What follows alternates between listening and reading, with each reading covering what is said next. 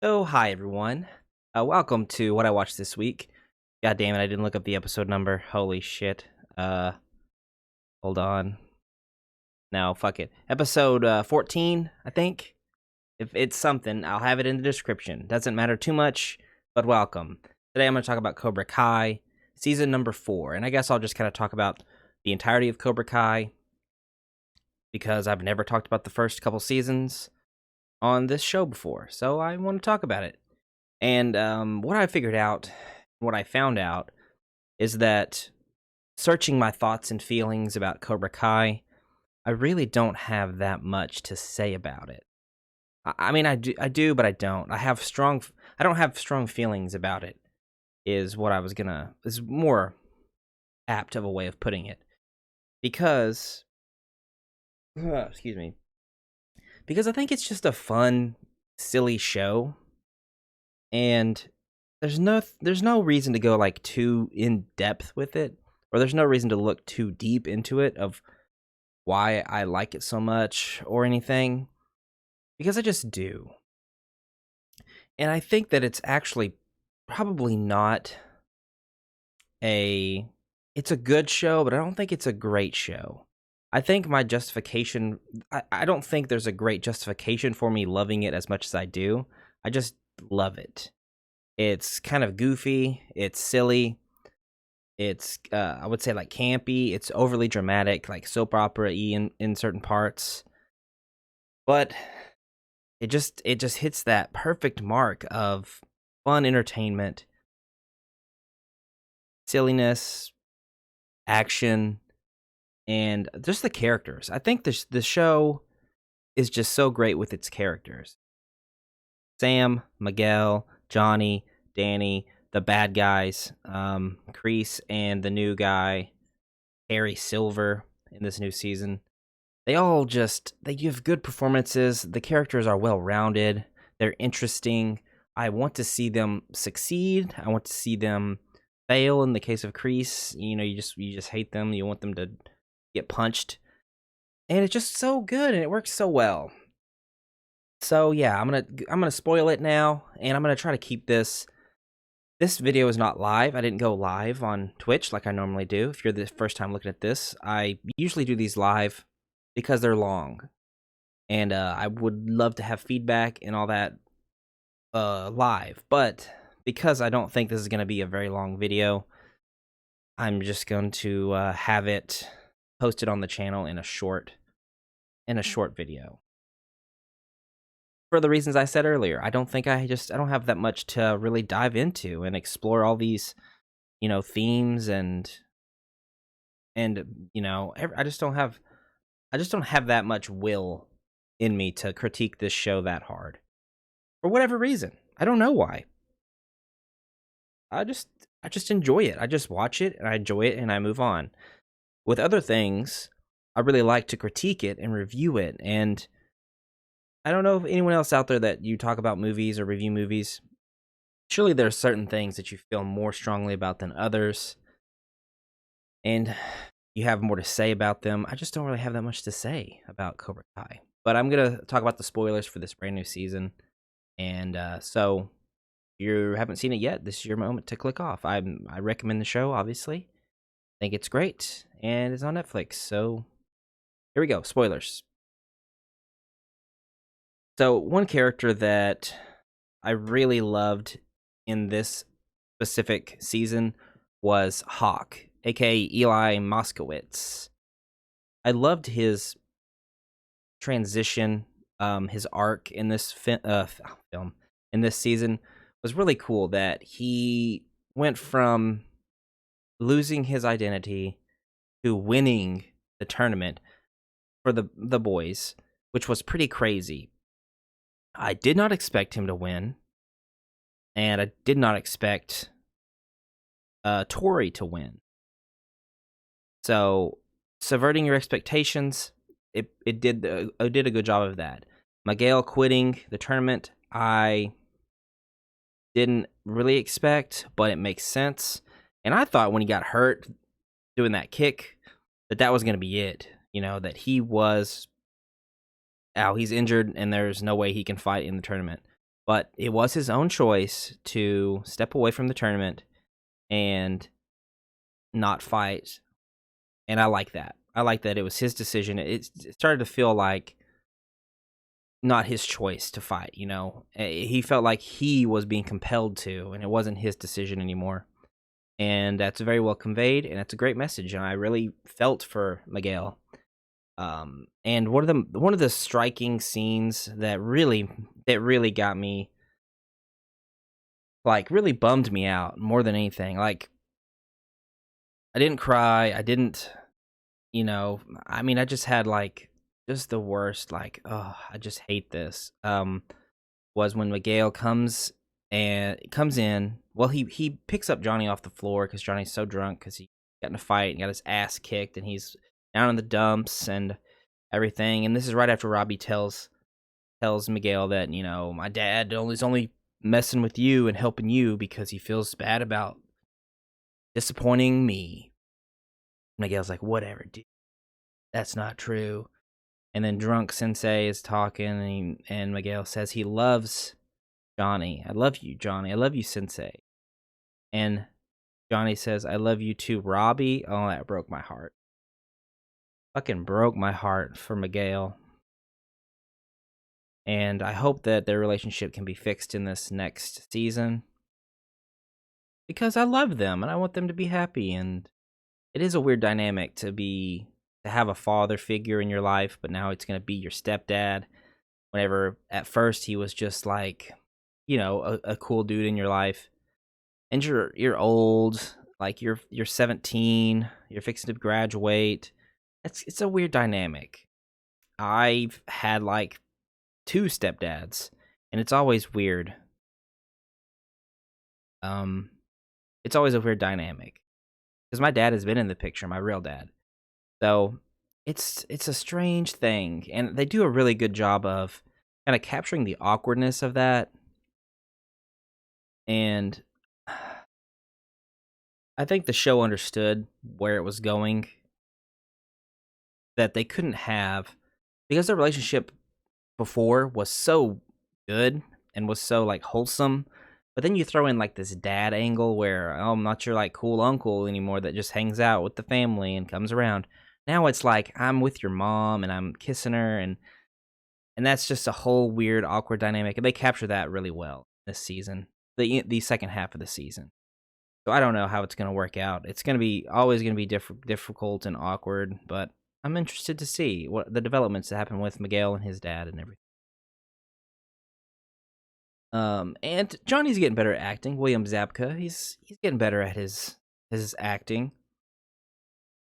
It felt like he did the scene, and he was like, when he rolled over and said the lines, it seemed like he was kind of like embarrassed to be saying it. It seemed like he was like, oh man, I can't believe I'm gonna have to say this, but it didn't seem like he was that like really like so devastatedly sad.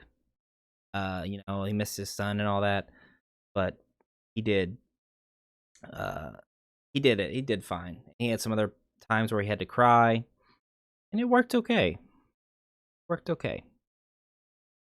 There is. Okay, let's just go back to Eli. So Eli gets his mohawk trimmed off in like episode 5, and he loses his confidence, and he kind of goes into this like, I'm done with karate phase. And a great scene where his buddy, what's his buddy's name? Dweeby man comes in, and he's like trying to give him a pep talk and get him back in there. Bro, we need you at Miyagi-Do, for real. We're the bros. We're the code bros, or we're the somethings. And that was good. That was a good scene. I love that. I love Eli like showing back up and like, yeah, I got something to do. I gotta get better. I gotta do karate and help win this tournament so we can get rid of Cobra Kai. And then I love the ending with Moon giving him a little smooch, and he's like gets his confidence back. And I was waiting for the fucking Hawk to come out, like take the Robbie's shirt was just completely off, and I was like, Hawk, take yours off, bro. Show the tat, and it takes it off, and you hear the ah when it's just a fun It's just a fun, goofy thing, you know, and it gets you hype, and I love it. I just love this show is it's just fun, and it's just so much fun. The whole and Tori this season, she had a good arc where you know she's really she has her struggles. I've never been so harsh on Tori. A lot of people just really hate her, and I know that it's not an excuse that you have uh a rough home life to like act out or to be a bitch or whatever. But it is understandable that that someone who has it really tough feels like the world's against you will make some rash decisions and have some anger outbursts. You know, I mean, she's remember not and don't forget this. Remember, there was a pervert that was gonna evict her from her house unless she came and saw him or something. And let's not forget that that happened to her. And that's not something that, just goes away. It goes out of your mind. Even though Kreese came and helped out and rightfully so, he almost broke this dude's hand and everything. That happened to her. And that is something you can't forget. And that's not something that really, I mean, the Salmon never had to deal with anything like that. So I feel like they've gave her a really great character and they're starting to arc it to where she knows about this trophy, or she knows about she knows that the trophy she has was won by like cheating. The ref was paid off, even though you don't really see a moment where anything like that happens that sways the tournament. But the ref was paid off by Silver. She saw it. She knows the truth. So now she has the truth that she can come out and tell. I just noticed my hair stick. And tell the council and tell everyone that this was fake. This was not real. We lost, or it was tampered with. So we have to have a redo. The tournament has a redo. Everything's compromised. Redo the tournament and have it fair this time. Because I don't think you don't want to disqualify Cobra Kai. I mean, you do, but that's not how they want to win. This is a great setup for them to come back next season and have them fight for real without any, kick out Terry Silver and have Kreese come back. And he's still the bad guy, but he's not the worst guy. He had a change of heart. He told Tori, you don't play dirty. Fight how you want to fight. Because he realized in that little conversation with Johnny that, he did make some mistakes and he was, he was dick and he was an evil man. And so, and then Terry tells him, your one weakness is Johnny Lawrence. And did it ring true? It did, but it didn't, because Tori won because he gave her the confidence to fight how she wanted to fight and not to play dirty. So she ended up winning. And, Sam, I don't know where her headspace is at. She tried real hard. She meshed the styles. But she couldn't beat Tori in this one instance, which is kind of disheartening for her. I wonder how she's going to feel. I wonder if she's going to feel like she let everyone down. But she kind of did. But, I mean, she's going to have some redemption. She has to, maybe she'll go into more of a downward spiral this next season where she gets really bad. Where she was kind of telling off her dad, and she was letting the Eagle Fang karate really take hold of her, the aggression.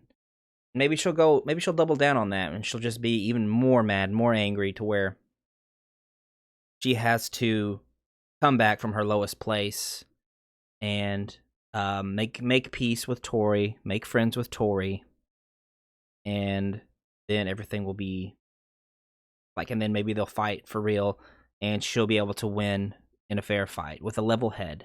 Both of them fight level-headed, and we have a victor. And Robbie at the end of the this season has a corrupted young mind, and he thought he was doing a good thing, but then he realizes, oh man, I messed up, and it's really hard to be a leader, to be a role model for someone, to help like train someone and to have them, to teach them. It's more difficult than it seems. He accidentally led him down a path that he didn't really see for him, and he's so broken up about it. And I love this actor who plays Robbie. I think he has he has the looks, let me tell you, and he has the his acting is good. I haven't seen that movie that he's in on Netflix. There's a Netflix movie where he gets a makeover, and it's like he's an ugly boy, and then now he has a makeover and he's pretty boy. And it's like he's all that or something, because there's it's like the opposite of a movie with a role reversal with the girl who's ugly, and then she gets a makeover, and then now she's a popular girl. I haven't seen that movie, but he should be in more movies, and I think he will be. I think his star is gonna grow a little bit. We'll see. But so I wonder what his and Johnny's relationship is gonna be like next season. He did something good this season where he realized about manipulation and people in his lives that are just using him or taking advantage of him, and he doesn't want to be with his dad or with Daniel LaRusso, because they both kind of screwed him over, his eyes. And so Kreese and Terry Silvers is the best option for him to get better at karate, to be a champion, and to get his life going, get his life on track, I guess. So Tori's is working all the time. I don't know what the fuck Robbie's doing for money, or where he's living at. Where the fuck is he living? We don't know. Never really brought up. I mean, I guess he has a house and a mom. Yeah, because his mom shows up in this season, so he could have just been living at his mom's house. But we never see any scenes with her this season outside of that one where she shows up with the money that Terry's trying to give her. But so, and the subplot with the new little Cobra Kai's, like Anthony growing up, Anthony LaRusso, and then there's what's his name? The little guy who joins Cobra Kai. I think that at first I didn't see the necessity of that, because we already have so many characters. Why are we introducing new characters when we have characters we don't even know their history? Like Penis Breath. Why can't we explore more of Penis Breath, or the little kid with the glasses? We don't really have their backstories. We could have something like a side plot with them happening. I was like, why are we introducing new characters and this mini Cobra Kai thing? But it was a neat idea to have Anthony as a bully, and at least it went somewhere, or at least it went somewhere, because what ends up happening is it's like an arc for Robbie, who wants to be a mentor, and it goes bad, and he realizes, man, it's difficult to be a mentor. And so at least that had that resolution, and that felt earned, and I was like, okay, I understand it. Introducing these new characters, it works solely for that one reason. So they were smart about that, because otherwise I would have really rather just seen some of our other characters have an arc or something to do in the story. Okay. I think that's it. I was thinking of one other thing, but can't really remember it. I think my ranking still goes season 1, season 2. Season 1 is definitely the best. Season 2, possibly, because that fight at the end of season 2 is just ridiculous. Season 3, man, it's so difficult. I don't know if I can rank them, honestly. It's probably a tier list. It's probably S tier season 1, A tier season 2, 3, 4. Because season 1 is just so fucking good. It's definitely the best one. It just has like, man, it's just so good. Johnny Lawrence's character is just great, hilarious. It's funny to have the stereotypical high school bully character get a spinoff show where he's like just a dumpster fire of a human. I think it works. Funny. So there's my review of season 4, Cobra Kai. I'm super excited for season 5, and I'll probably do another short review like this. It's already filmed. It's been filmed, by the way. They've said it's been filmed, so bring it on. Bring it to me. All right, thanks for watching this. If you're out there, subscribe, comment. Let me know what you thought about season 4 Cobra Kai. Follow me on Twitch because I'm going to start streaming some more every Saturday. And these will be on Mondays. These little what I watched this week. Yeah. Bye-bye.